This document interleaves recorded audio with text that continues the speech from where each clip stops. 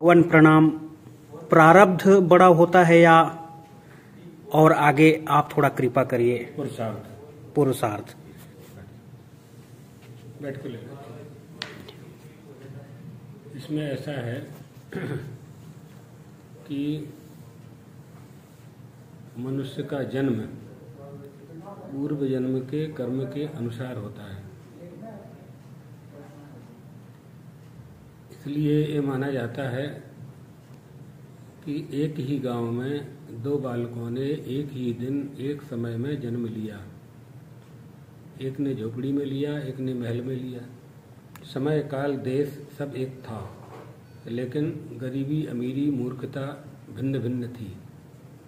एक के घर में दूध का भंडार था, दूसरे के घर में दूध पीने के लिए पैसा भी नहीं था, गाय भी नहीं थी।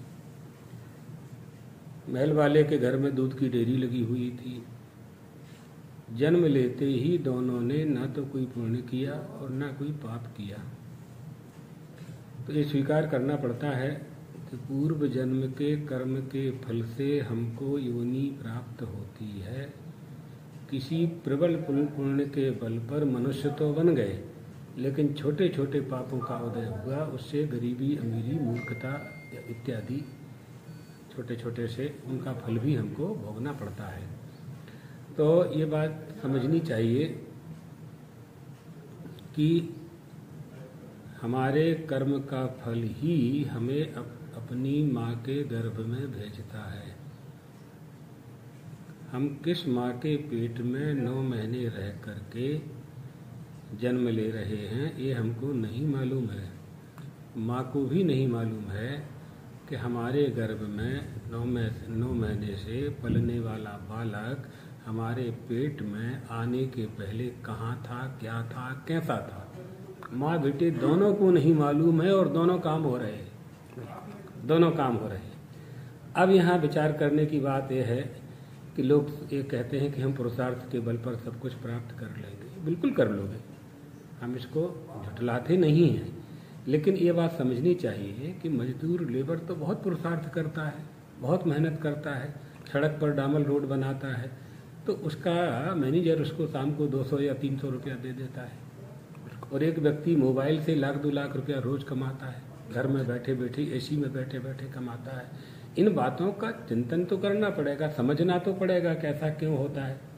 तो पुरुषार्थ के साथ हमारा प्रारब्ध हमारे साथ होता है। उसके साथ ही देवानुग्रह, देवता का अनुग्रह। तो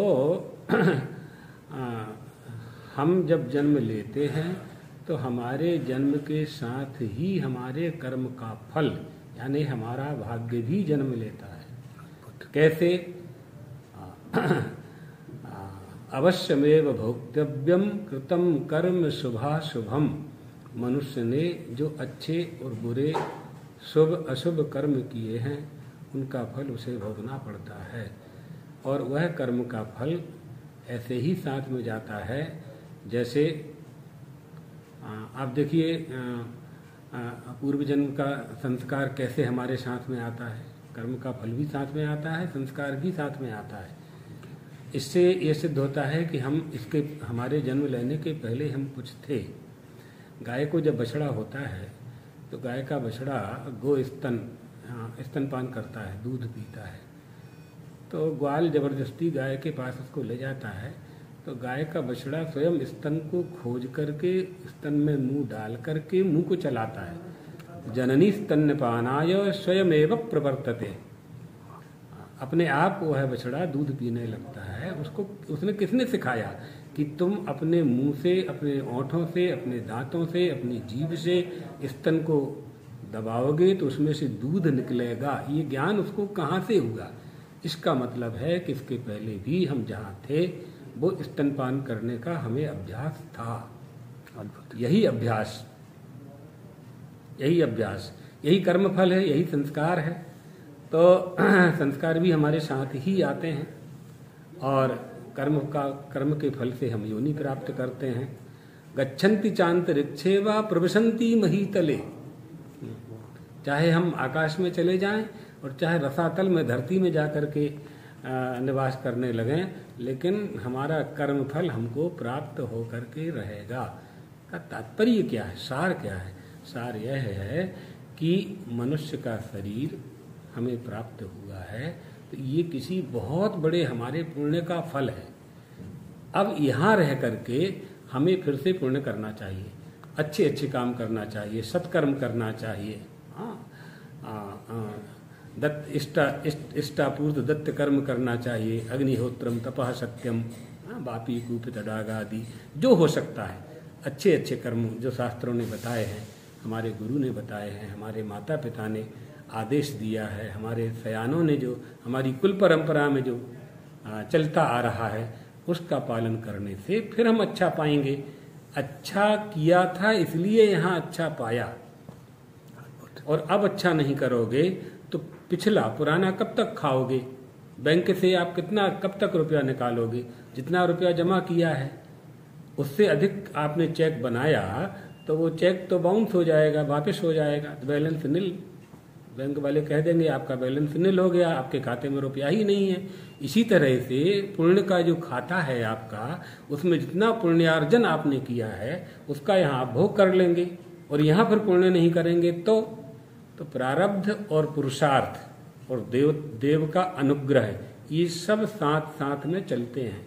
बहुत से लोग नहीं मानते हैं कि नहीं, हम तो अपने बल पर हम अपने पुरुषार्थ के बल पर, विद्या के बल पर, धन के बल पर, ज्ञान के बल पर अपना जीवन यापन करेंगे। बहुत अच्छी बात है, लेकिन बहुत लोग ऐसे आपके सामने ही हैं।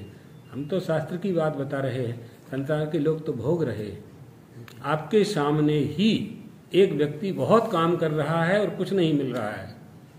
एक किसान के खेत में 1 कुंटल का 10 कुंटल निकल रहा है, दूसरे किसान के खेत में 1 कुंटल का 2 कुंटल निकल रहा है।